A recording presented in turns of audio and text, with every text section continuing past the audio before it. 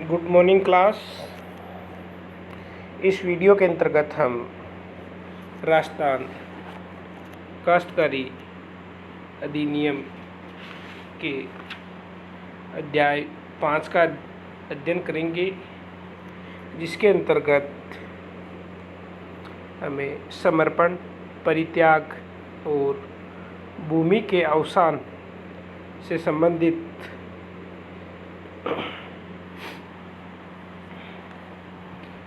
भूमि के अवकाश से संबंधित प्रयोजन लिखे गए हैं। सबसे पहले हम अध्ययन करेंगे समर्पण का, सरेंडर। समर्पण means surrender. What is the समर्पण? सरेंडर क्या होता है? अपनी स्वेच्छा से अपनी भूमि को भूधारक को दे देना या समर्पित कर देना ही समर्पण कहलाता है। वर्तमान समय में राजस्थान काश्तकारी अधिनियम के अंतर्गत राजस्थान सरकार ही एकमात्र भूधारक है। समर्पण के संबंध में इस अधिनियम के अंतर्गत निम्नलिखित प्रावधान है। समर्पण को धारा 55 के अंतर्गत डिफाइन किया गया है। धारा 55 के अनुसार कोई काश्तकार जो अपनी जोत को ठीक आगामी वर्ष में अधिभोग में रखने के किसी पट्टे या करार द्वारा आबद्ध नहीं है, तो वह प्रथम मई, 1 मई या उससे पहले अपनी जोत को सरेंडर या समर्पित कर सकता है। अपनी जोत को समर्पित कर सकता है। समर्पण के लिए निम्नलिखित आवश्यक शर्तें हैं, जो निम्नानुसार है। पहली शर्त है समर्पण का लिखित एवं प्रमाणीकृत होना आवश्यक है। दूसरी शर्त है समर्पण अर्थात त्याग या सरेंडर स्वेच्छापूर्वक होना चाहिए। किसी भी दबाव में किया गया समर्पण विधि सम्मत नहीं माना जाएगा। नेक्स्ट है त्याग को या समर्पण को किसी दस्तावेजी साक्ष्य द्वारा साबित किया जाना चाहिए। काश्तकार अपने क्षेत्र के तहसीलदार या नगरपालिका के अध्यक्ष द्वारा सत्यापित लिखित दस्तावेज से अपनी जोत का कब्जा छोड़कर समर्पण कर सकता है। समर्पण सिर्फ भूधारक को ही किया जा सकता है, अन्य किसी को नहीं किया जा सकता है समर्पण। और वर्तमान समय में राजस्थान के अंतर्गत राजस्थान में भूधारक राजस्थान सरकार ही है। धारा 56 के अनुसार समर्पण की शर्तें बताई गई है, जो निम्न अनुसार है। धारा 56 के अनुसार समर्पण के लिए भूधारक को 1 मई से 30 दिवस पूर्व अपनी जोत को स्वैच्छिक समर्पण करने व आगामी वर्ष में लगान के दायित्व से मुक्त होने के लिए रजिस्टर्ड नोटिस दिया जाना आवश्यक है। यदि किसी जोत पर 2 या 2 से अधिक सहकाश्तकार हैं, तो वे सभी समर्पण करेंगे। किसी एक के हिस्से का समर्पण नहीं किया जा सकता है, अर्थात समर्पण संपूर्ण काश्त का किया जाएगा, न कि काश्त के किसी एक भाग का। समर्पण 2 तरीके से होता है। पहला है कब्जा देकर और दूसरा है लिखित शर्तों के अनुसार।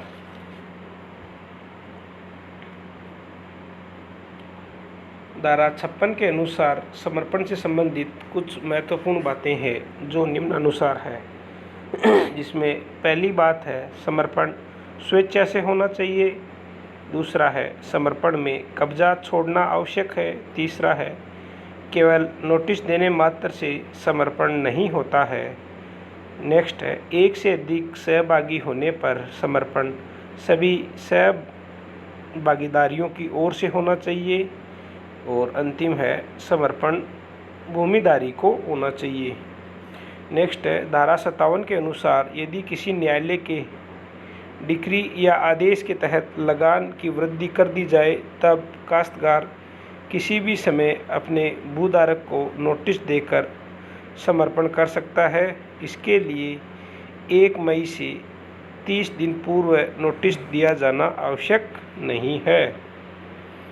धारा 58 के अनुसार कोई भूधारक किसी समर्पण को अवैध मानता है तो वह उसे अपास्त कराने हेतु सहायक कलेक्टर को वाद दर्ज कराएगा। यदि ऐसा नहीं करता है तो समर्पण के प्रति उसकी स्वीकृति समझी जाएगी। नेक्स्ट है जब किसी काश्तकार का समर्पण स्वीकार कर लिया जाता है तो समर्पित भूमि में उसके सारे अधिकार समाप्त हो जाएंगे और वो जमीन और वो काश्तकारी भूधारक अर्थात सरकार द्वारा कब्जे में ले ली जाएगी।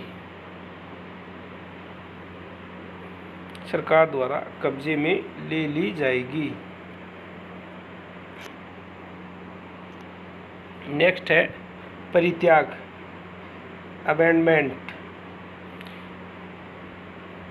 परित्याग का साधारण शब्दों में अर्थ है किसी काश्तकार द्वारा अपनी भूमि पर कृषि करने की व्यवस्था किए बिना ही उसे छोड़ देना।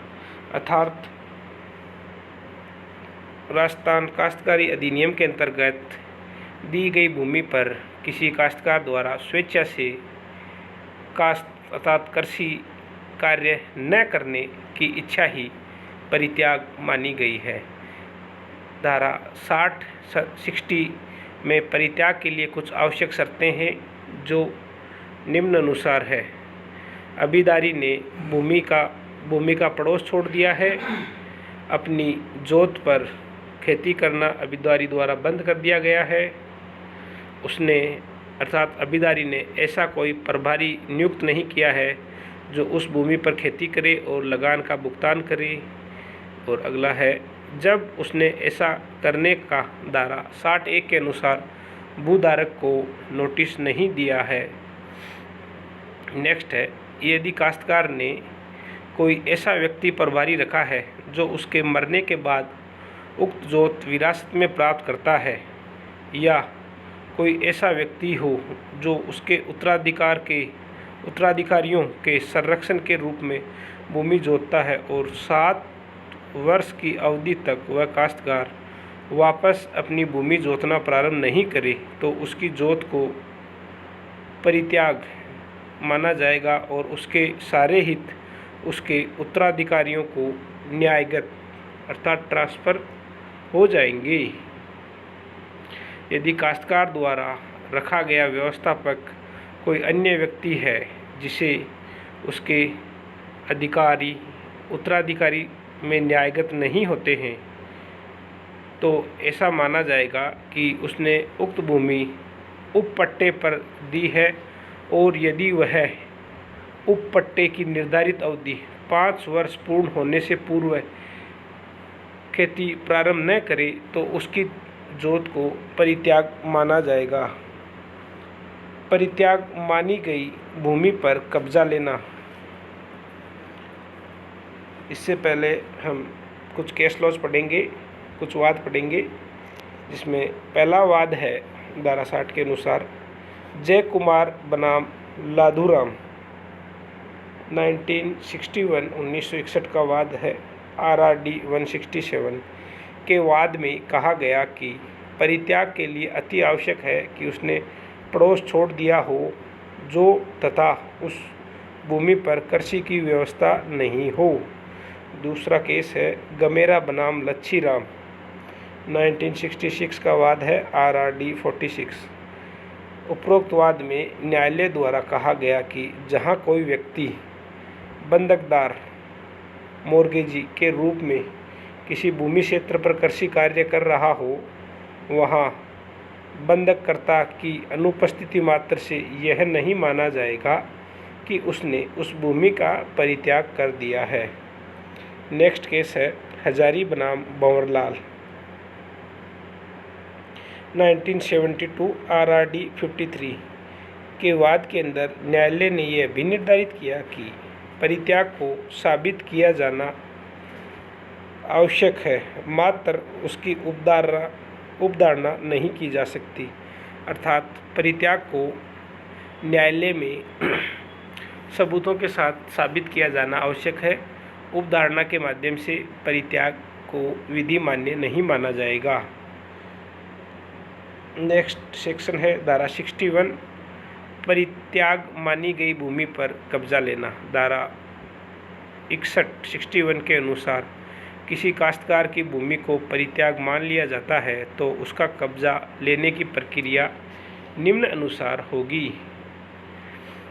यदि किसी काश्तकार की भूमि परित्याग समझी जाए तो तहसीलदार स्वप्रेरणा या भूधारक के आवेदन पर उक्त भूमि के संबंध में युक्तियुक्त कारण दर्शित करने हेतु एक उद्घोषणा जारी करेगा, जिसमें ऐसी भूमि का विवरण अंकित होगा जो परित्याग की जानी है।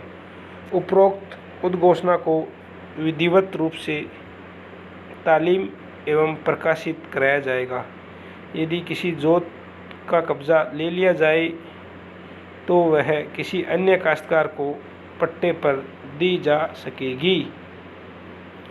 यदि काश्तकार स्वयं या उसकी ओर से कोई व्यक्ति उद्घोषणा के जारी होने के 60 दिवस में उपस्थित होकर कोई युक्तियुक्त कारण दे देवे और तहसीलदार उससे संतुष्ट हो जाए तो परित्याग नहीं माना जाएगा, किंतु उसका कारण सही न हो और उसका आक्षेप खारिज कर दिया जाए तब तहसीलदार या भूधारक उसकी जोत में प्रवेश करके उसका कब्जा ले सकेंगे।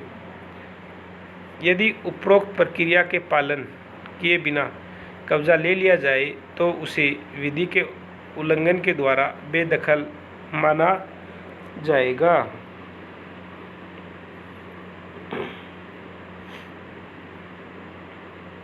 धारा 61 के अंतर्गत कुछ वाद दिए गए हैं, जिसमें राजस्थान राज्य बनाम त्रिलोकचंद 1974 के वाद में यह कहा गया कि यदि कोई घोषणा नहीं की जाती है और न ही धारा 61 की प्रक्रिया अपनाई जाती है तब ऐसा परित्याग अवैध और अप्रभावशाली माना जाएगा तथा काश्तकार को उपरोक्त भूमि पुनः दे दी जाएगी। नेक्स्ट वाद है कंवरलाल बनाम गंगलिया। कंवरलाल बनाम गंगलिया 1964 RRD 16। कंवरलाल बनाम गंगलिया के वाद में न्यायालय द्वारा ये अभिनिर्धारित किया गया कि यदि इस प्रकार की कोई घोषणा कर दी गई हो, उसके बाद युक्तियुक्त समय के भीतर कोई अभिधारी आपत्ति व्यक्त करते हुए यह कहता है कि उसने उक्त भूमि पर कृषि प्रारंभ कर दी है तो उस क्षेत्र को या उस भूमि को परित्याग भूमि नहीं माना जाएगा। धारा 62 परित्याग समझी गई भूमि पर विशेष आबंध उपाबंध या बंध। धारा 62 के अनुसार किसी अकाल, सूखा, महामारी या आपदा के कारण कोई काश्तकार अपनी जोत को छोड़कर कहीं अन्य जगह चला जाता है तथा उसकी जोत परित्याग समझ धारा 61 की प्रक्रिया से कब्जे राज ले ली जाए, परंतु वह काश्तकार धारा 61 में जारी 60 दिवस की उद्घोषणा के जारी होने की दिनांक से 1 वर्ष के भीतर उपस्थित होकर तहसीलदार को आवेदन करे कि उसने उक्त कारणों से भूमि छोड़ी है और उसका कारण सही पाया जाए तथा वह परित्याग की अवधि में उस भूमि के निर्मित सभी बकाया लगानों का संदाय कर दे तो उसे उक्त भूमि पुनः लौटा दी जाएगी।